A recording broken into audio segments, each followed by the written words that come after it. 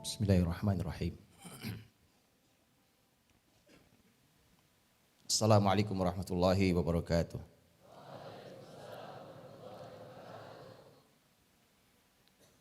Alhamdulillah alladzi anzala as-sakinata fi qulubil mu'minin liyazdadu imanan ma'a imanihim. Asyhadu an la ilaha illallah wahdahu la syarika lah. Iyyahu na'budu wa iyyahu nasta'in. Wa asyhadu anna Muhammadan abduhu wa rasuluh. Allahumma salli wa sallim wa barik wa an'im ala rasulina wa imamina wa qudwatina Muhammadin sallallahu alaihi wasallam wa ala alihi wa sahbihi ajma'in. Ya ayyuhalladzina amanu taqullaha haqqa tuqatih wa la tamutunna illa wa antum muslimun. Amma ba'd. Saudara-saudariku yang dirahmati Allah Subhanahu wa taala, hari ini adalah merupakan hari yang selalu diperingati di negara ini, di Negara Kesatuan Republik Indonesia.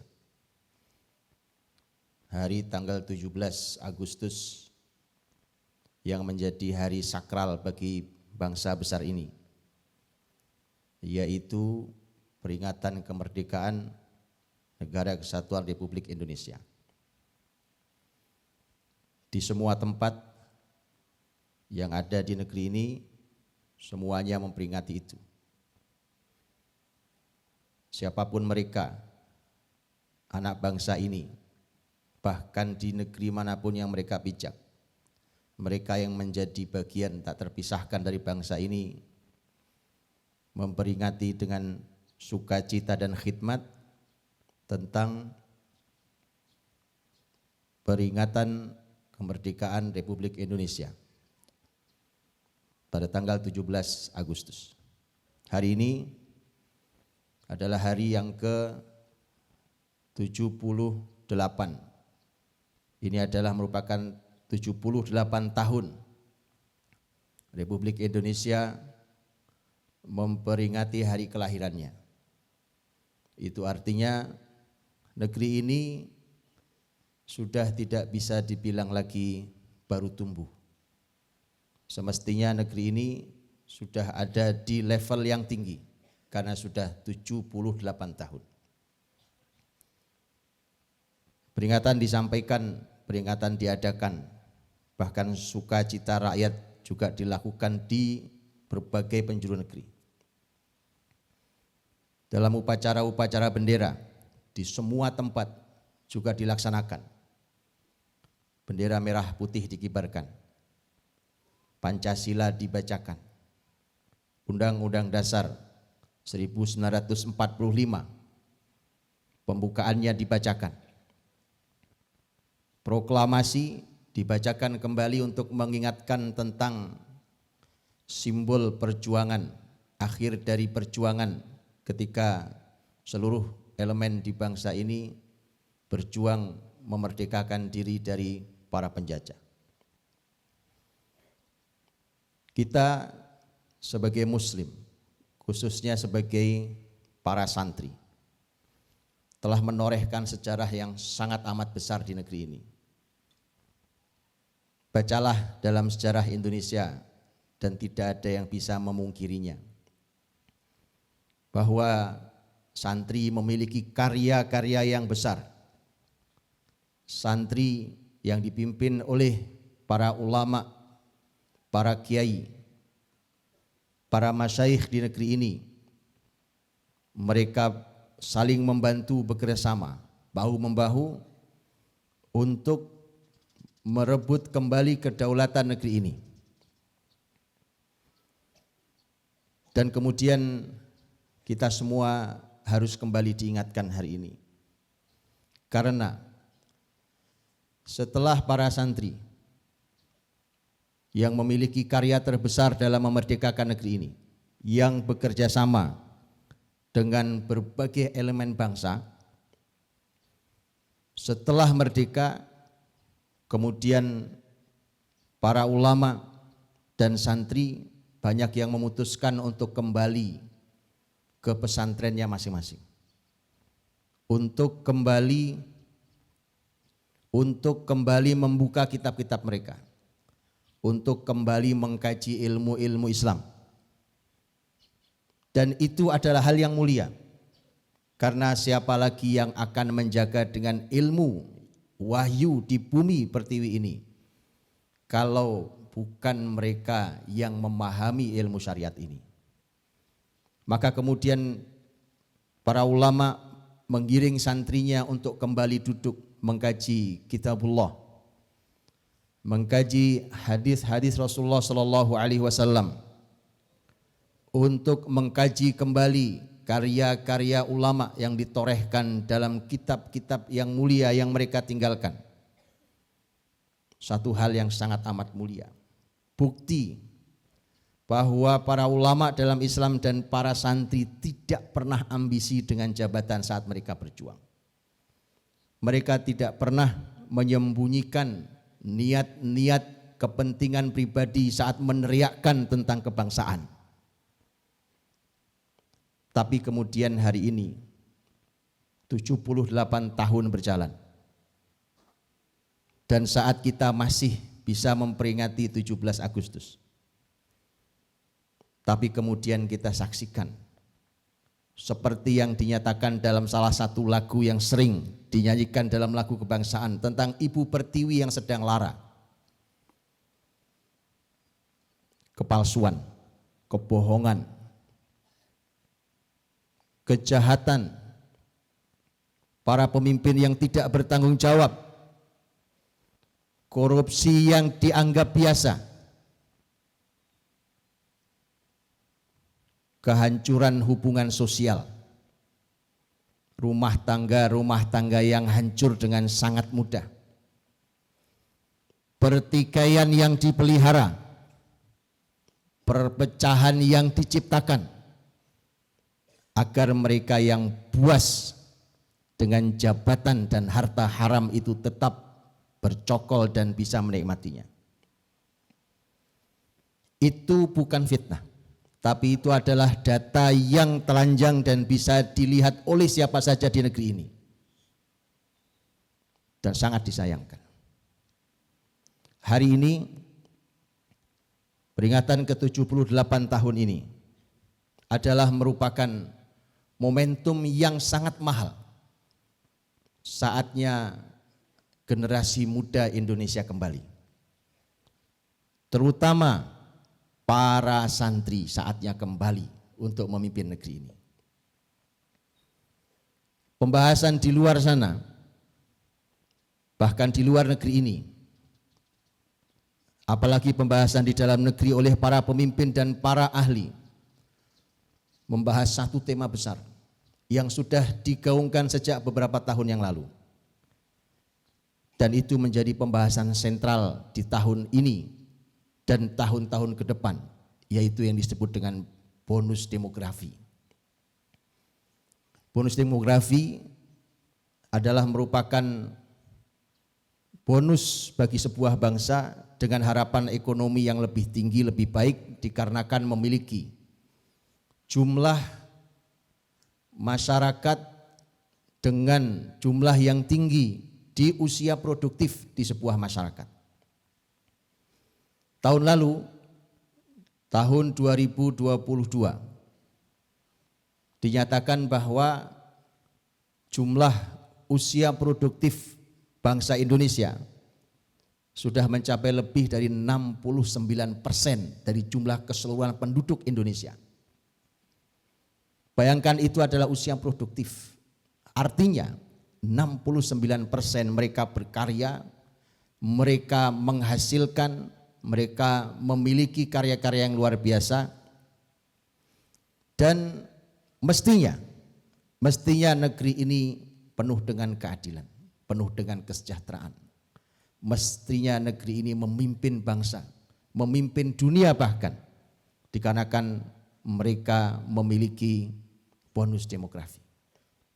Ini akan terus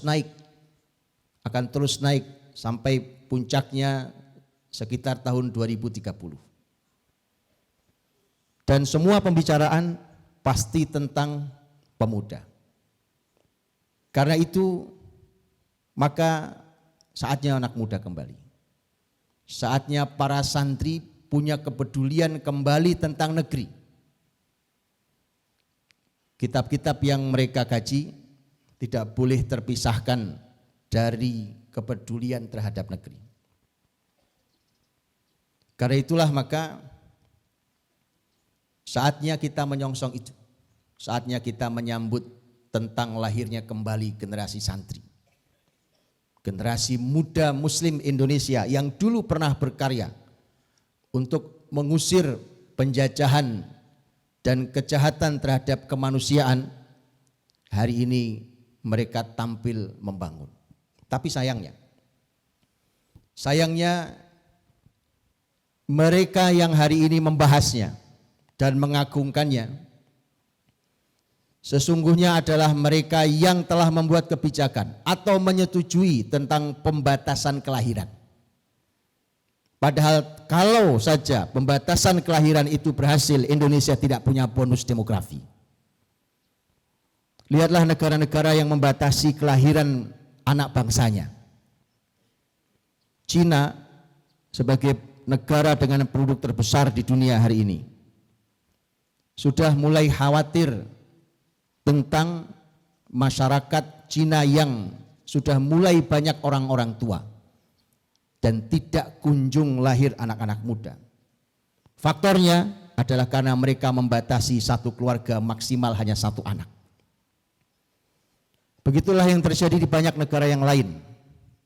Dari mulai pembatasan kelahiran sampai kejahatan kemaksiatan yang membuat orang tidak mau lagi memiliki beban pernikahan dan tidak mau lagi memiliki anak. Sampai kemudian muncul satu isu, satu pembahasan yang sangat rendah, yaitu pembahasan yang disebut dengan keluarga yang tidak mau memiliki anak. Negara-negara yang lain mereka berjuang mendorong masyarakatnya untuk mau punya anak. Bahkan mereka menyiapkan ribuan, belasan hingga puluhan US dollar untuk satu keluarga yang melahirkan anak. Sekali lahir mereka diberikan bonus oleh negara sampai puluhan ribu US dollar. Karena sebuah bangsa tidak mungkin bisa dilanjutkan kalau generasinya, masyarakat bangsanya rata-rata adalah generasi tua yang sudah tidak lagi produktif disebutnya. Maka sungguh aneh hari ini yang dengan bangga membicarakan tentang bonus demografi sesungguhnya adalah yang melakukan, yang membuat kebijakan atau yang setuju dengan kebijakan tentang pembatasan kelahiran di beberapa waktu yang lalu. Andai bangsa Indonesia taat dengan kalimat itu, maka tidak pernah ada bonus demografi. Yang ada adalah kekurangan penduduk. Kita syukuri bangsa ini memiliki urat Islam, sehingga yang mereka dengarkan adalah Rasulullah Muhammad SAW. Tazawwajul waludal wadud fa inni mukathirun bikumul umam yaumal qiyamah. Kaum laki-laki, nikahilah para wanita yang memiliki kasih sayang yang melimpah dan bisa memiliki anak yang banyak, karena aku nanti akan berbanyak-banyakan umat dengan nabi yang lain di hari kiamat. Karena itulah ini satu hal yang sangat mengherankan ketika mereka yang membatasi, tapi hari ini mereka seakan yang sedang menikmati. Akhirnya yang menyedihkan berikutnya adalah mereka yang bicara bonus demografi tentang generasi muda yang luar biasa yang diharapkan di kemudian hari, ternyata adalah mereka yang selama ini tidak pernah peduli dengan generasi muda. Generasi tua yang hanya egois dengan dirinya sendiri. Generasi muda, generasi tua yang tidak pernah memberi ruang pada generasi muda. Segala macam hal dibatasi untuk anak muda. Jangankan dalam urusan kepemimpinan, dalam urusan yang sangat pribadi yaitu pernikahan pun dibatasi usianya. mereka yang tidak turun dalam mendidik generasi muda tiba-tiba hari ini berbicara tentang bonus demografi. Mereka yang berbicara tentang bonus demografi hari ini ternyata hanya memanfaatkan banyaknya anak muda di negeri ini menjadi isu yang kembali lagi-lagi hanya menjadi sebuah isu politis hanya untuk bisa mendapatkan suara yang banyak dari anak-anak muda. Tentu ini merupakan suatu hal yang sangat amat menyedihkan. Bayangkan kita sejak awal di dalam Islam kita sudah diberitahu Allah Subhanahu wa taala. Begitu juga dengan Rasulnya Shallallahu alaihi wasallam bahwa generasi muda adalah generasi kekuatan. Allah Subhanahu wa taala menciptakan kita diawali dengan lemah, kemudian kuat, kemudian menjadi lemah dan beruban. Usia kekuatan adalah usia yang Allah berikan lebih panjang usianya. Karena para ulama Islam menyampaikan bahwa disebut usia kekuatan yang sesungguhnya saat seseorang sudah balik. Maka kalau usia balik zaman dahulu 15 tahun atau hari ini berkurang beberapa tahun, itu artinya kurang lebih 15 tahun pertama adalah usia lemah. Kemudian ketika usia syaikhukhah atau usia memasuki masa tua diawali dengan usia 60 tahun. Kemudian seseorang setelah itu meninggal, tidak pernah tahu usianya, tapi Nabi Muhammad SAW pernah menyampaikan bahwa a'maru ummati ma baina sittin ila sab'in. Umur umatku hanya antara 60 sampai 70 tahun. Itu artinya sekitar 10 atau 15 tahun usia lemah yang kedua atau lemah yang terakhir. Maka dari 15 sampai 60 tahun itu artinya 45 tahun Allah memberi ruang kekuatan. 15 tahun awal usia kelemahan, 45 tahun usia kekuatan, kemudian yang tersisa sekitar 10 atau 15 tahun usia kelemahan yang terakhir. Itulah mengapa musuh Islam memperpendek usia kekuatan. Sehingga bahkan resmi di dunia ini definisi anak-anak sampai usia 18 tahun. Jauh sekali, padahal dalam Islam adalah ketika dia sudah balik, maka dia sudah menjadi orang yang kuat dalam segala sesuatunya. Hari ini dengan sistem kejahatan yang dilakukan, maka usia kelemahan itu diperpanjang lagi. Karenanya tidak heran kita lihat mereka bahkan yang sudah lulus kuliah sekalipun mereka masih bersifat kekanak-kanakan. Dan bahkan akhirnya sudah berumah tangga pun masih berusia kekanak-kanakan. Hingga akhirnya ketika mereka memimpin bangsa ini dengan cara kekanak-kanakan. Sehingga negeri Islam tidak akan pernah maju. Kembalikan usia kekuatan itu semasa 45 tahun, maka akan kita majukan bangsa ini. Dan begitulah Islam, di mana peradaban Islam selalu ditopang oleh generasi muda. Maka saatnya momentum hari ulang tahun kemerdekaan Republik Indonesia yang ke-78, saat di luar sana bicara tentang bonus demografi, entah mulut siapa yang bicara, tapi mestinya di sekolah-sekolah Islam, terutama di pesantren-pesantren yang memenuhi negeri ini, di seluruh penjuru bumi ini, semestinya mereka mulai dihadirkan bahwa kitab yang mereka baca, bahwa kitabullah yang mereka tadaburi, bahwa hadis Nabi yang mereka pelajari, kitab-kitab para ulama yang mereka mutalaah, semestinya menghadirkan semangat untuk kembali merengkuh Ibu Pertiwi, untuk kembali memakmurkan bumi ini. Tidak ada cara lain kecuali dengan cara membumikan wahyu di bumi Pertiwi ini. Saudara-saudaraku dirahmati Allah. Karena itulah maka kita sebagai generasi muda muslim yang pernah punya jasa di negeri ini dan memiliki jasa yang besar bersama elemen bangsa yang lain, mestinya tidak pernah rela, tidak pernah ridho dengan kehinaan yang dihadirkan oleh para pecundang itu. Tetapi kita mesti berjuang dengan ilmu, dengan iman, dengan amal, dengan amar ma'ruf dan nahi munkar. Kuntum khaira ummatin ukhrijat linnas ta'muruna bil ma'ruf wa tanhauna 'anil munkari wa tu'minuna billah. Agar kita menjadi generasi khaira ummah, menjadi generasi yang terbaik yang pernah Allah hadirkan untuk umat ini, menjadi generasi yang ta'muruna bil ma'ruf, amar ma'ruf, wa tanhauna 'anil munkar, nahi munkar, dan wa tu'minuna billah, kokoh iman dalam dada kita masing-masing. Semoga Allah SWT melindungi kita semua. Semoga Allah melindungi negeri ini. Semoga kita bisa memberikan sumbangsih kembali untuk upaya kita menghibur, melipur lara Ibu Pertiwi yang tengah berduka dengan ulah para pencuri, ulah para pecundang, ulah para pengecut, agar kita semua bisa mengembalikan sebuah negeri yang disampaikan oleh Al-Quran, baldatun thayyibatun wa rabbun ghafur, negeri yang baik dan Allah yang mengampuni. Assalamualaikum warahmatullahi wabarakatuh.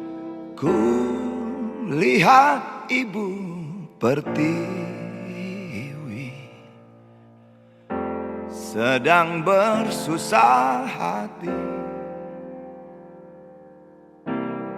air matanya berlinang, mas intannya terkenang. Hutan, gunung, sawah, lautan, simpanan kekayaan, kini Ibu sedang lara, merintih dan berdoa.